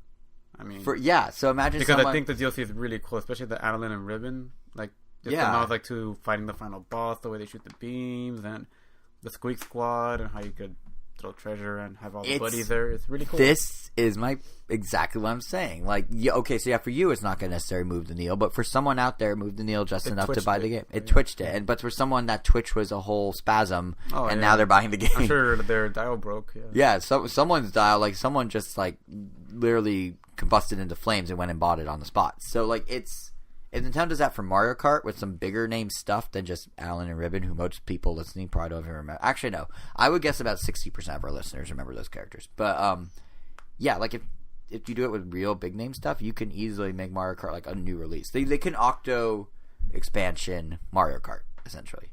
Because Octo Expansion is also like a whole relaunch of Splatoon 2 in a way. Yeah. Like, we'll see on the sales charts if it translates to a bump, but it certainly, attention-wise, was all over the place. Like, you couldn't really avoid it. So, what I'd really love to see Nintendo do now is apply the same idea to Captain Toad treasure trackers. Because, not to go kind of full circle with the episode here, since we talked about it at the start, but I just really want some sort of DLC for this thing. Like, right now, there's only 4 new levels themed around Mario Odyssey in treasure trackers, and that's it. In fact, the rest of the game not only has the same content, they actually took out content. Instead of Mario 3D World themed levels from the original Wii U version, the Mario Odyssey ones actually replace those. They're not in addition, and I'm not entirely sure why. It's a very weird move. So what I'd love to see Nintendo do is twofold. First, put back the Mario 3D World levels. You can make them free DLC, it's whatever. But then, just keep going. Like, why only make levels based on Mario Odyssey? Do 4 packs of levels for every Mario game. Release them, over time as paid DLC. You can have, like, some Isle Delfino stages, or themed stages around Bob-omb Battlefield from Mario 64, or, like, some anti-gravity stuff. Like, get real weird. Do anti-gravity in Captain Toad and do it, like, Mario Galaxy style. Or, like, go really old school and do Mario Bros. 2 and have it be, like, the theater curtain and then, like, that first stage with the Shy Guys and the Birdos and all that. Like, there's so much they could do here, and for a game like Captain Toad, it's just, one, it'll help sell Mario fans on Captain Toad that haven't already bought it, and 2, it'll keep Captain Toad in the spotlight and make that game just sell that much longer instead of just being a one-and-done release, and it could turn into a whole franchise. Plus, it's going to get me to personally double-dip on the game, which, of course, is Nintendo's biggest priority, or should be. So, yeah, I just want to see Captain Toad DLC. That's all. I mean, if they added DLC to Captain Toad, we're talking like level packs, like multiple level packs, would you actually cave and get it? If I could only buy the level packs, yes. Well, no, but... Then no. Interesting. What if they made a whole game's worth of level packs? If I could I think that's just called a sequel, If I could just buy the level packs, then I'll buy them. That's an interesting idea. I don't want to buy Captain Toad again. That's an interesting idea. I don't want to have to replay the game to play that. And I know you can just scan the amiibo, but... Yeah, I'm good with Captain Toad. Well, that leads to an interesting idea. A game like Captain Toad is perfect to go with a kind of freemium model, even on Switch. Like, they could turn, not the one that's out now, but if they were to do a sequel, I don't know why they wouldn't do, like, you get 5 levels for free and then you buy level packs. And they total out to cost the same amount as, say, a regular game, but you can kind of pick and choose. Or they could just keep doing them forever, you keep getting more. It's kind of the idea of how Mario Kart's almost like a... Well, not really Mario Kart. I guess Splatoon is almost like a platform in of itself, and they could just keep stacking things on it. Yeah, they could do it. Or Fortnite's probably the best example, really. Mm-hmm. Fortnite does some crazy stuff. Like, the way they do real, like, in-game events is really cool. Where, like, you have to be there at just the right moment, or you miss it, but you have to deal with the consequences anyway. Like the rocket launch a few weeks ago. Yeah, it does generate a lot of buzz. Yeah. It's super cool. But, actually, it's funny because normally... in an episode, we would at this time be like, so speaking of Fortnite, let's share some impressions. But because of Comic-Con, I still haven't played Fortnite. So we're going to talk about it next episode. And what we would want to talk about it? No. If you want, by all means. But I would like to hear your impressions too, though. We could do a 2-parter. You talk now, I talk later. That'd be weird, but we could. Let's save it, because I do want to play cooperatively with you. I want to see what that's like. Yes, and I definitely want to play it. But it's fun because normally... like what we've been playing would be Fortnite, but we played Comic-Con. We were at Comic-Con. That was the whole first half of the show. So I guess that's actually it. It's kind of a weird note to end on, but if we're saving Fortnite, and to be true to what we've been playing, I mean, I got to play Fortnite. I haven't been playing it because, as Jason said, we've been busy. We haven't. I mean, but you're gonna be on vacation. If anything, all I've been playing is just Strikers 1945. Because that's the best game to play online. Just back and forth. I respectfully disagree. I had some great tennis matches with one of our friends in line. They were great because I won one of them. Oof. He was not. He is a very competitive person. That tells me everything I need to know. He was a very competitive person, and I won against him, and it was my crowning achievement of Comic-Con. Like, remember I said about highlights at Star Show? I take it back. The highlight wasn't me and Conan O'Brien. The highlight wasn't anything I said. The highlight was being him at Mario Tennis. And he sometimes listens to this, so I'm gonna probably get a very angry text in a couple days. But yeah, we will leave it at that. We will leave it at me winning at a video game. It actually happened, and like that. Yeah, that does it for this episode. We we might as well quit while we're ahead, me winning. So, also because we're out of topics. We have nothing else to say. But we will have plenty to discuss next episode because we have the full report for Nintendo's financials from April to June, which sounds like whatever, but it's actually pretty significant because that's when they finally, like April, June is when they finally started releasing games regularly in 2018. We got like one prior to that. So it'll be really interesting to see what that means for Switch overall. How is Switch doing compared to a year ago? How are the games doing? Is Nintendo going to be able to hit 20 million? And not only that, but what do they reveal when they announce these numbers? Sometimes they have announcements. The summer one sometimes coincides with the Nintendo Direct. So you never know. So we'll be back next episode to talk about all that. Plus we'll have impressions of Fortnite as we were just discussing. And hopefully WarioWare Gold. Depends on exactly when we record, but we're going to try. It comes out that weekend. And we're also going to have more giveaways going on over on our Twitter. So if you follow us at RamNintendo on Twitter, not only will you know when this episode hits, which should be the weekend of August. I don't have the date. I think August 3rd, that weekend. It might be a little late because you're on vacation, huh? Maybe. So it might be a day or two late, like this Con episode. Just follow us on Twitter at RamNintendo so you don't miss it. You can also subscribe to us. It is the weekend. It'll be the 5th, ideally, but maybe the 6th. You can also subscribe to us on any of your podcasting apps, Apple Podcasts, Google Play, TuneIn, Stitcher, whatever, and you'll get the episode. But yeah, like I was starting to say, you should follow us on Twitter because we are doing giveaways. We just did a $10 eShop giveaway. You don't know what's next, so be sure to keep an eye on us. You can also follow us individually. I am JSR7 on Twitter. Angel is Wero, WERRO _ O. And with that, we bid you adieu. We go to sleep. We recover from Comic-Con, and we will see you in 2 weeks' time. Well rested. My voice will... I don't know if anyone can tell. My voice has been strained, but... I won't be well rested since I'll be on vacation. Well, technically, that's what vacation is. No, to me, they're work. Well, Angel's putting in work. I'm doing the opposite. Vacation is being at home playing video games, not going to Mexico. Fair. Yeah. Well, on that note, right, vacation sucks. See you in 2 weeks.